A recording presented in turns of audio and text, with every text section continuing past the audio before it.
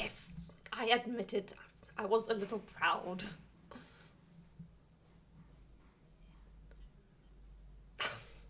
All right then. No, not just a little. Most definitely not. I was prouder of myself that day than I had ever been in my life. Nobody before you or since has done that to me.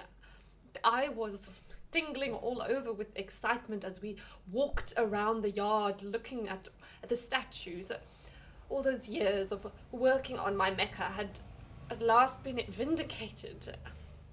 I've got a silly little confession to make about that first meeting. When we came inside and were sitting in here talking and drinking tea, and the light started to fade and it became time to light a candle, I suddenly realized that I was beginning to feel shy. More shy than I'd even been with Stephanus on my wedding night. It got so bad, I was half wishing you would stand up and say it was time to go. You see, when I lit the candles, you were finally going to see all of me.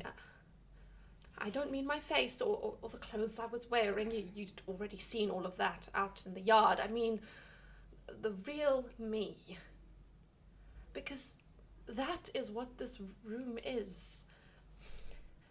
And I desperately, oh, so desperately wanted you to like what you saw, but by the time we met, I got used to rude eyes staring at me and my work, dismissing both of them as ugly. I've lived with those eyes for 15 years, and they didn't bother me anymore.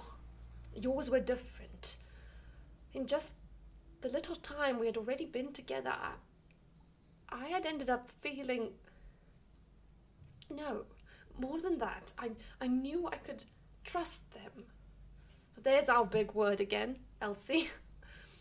I was so nervous, I didn't know what we were talking about anymore while I sat there trying to find courage to get a box of matches and light the candle. But eventually I did, and you looked around the room and laughed with delight.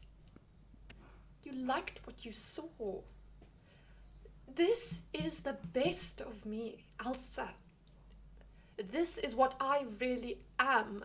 Forget everything else. Nothing, not even my name or my face, is as much as those wise men and their camels travelling to the east, or the light and glitter in this room, the mermaids, the wise old owls, the gorgeous peacocks. All of them are me. And I had delighted you. Dear God, if you only knew what you did for my life that day, how much courage, how much faith in it you gave me, because all those years of being laughed at and thought a mad old woman had taken their toll, Elsie. When you walked into my life that afternoon, I hadn't been able to work or make anything for nearly a year. And I was beginning to think I wouldn't ever again. That I had reached the end. The only reason I've got for being alive is my Mecca. Without that, I'm nothing. A useless old woman getting on everybody's nerves, and that is exactly what I started to feel like. You revived my life.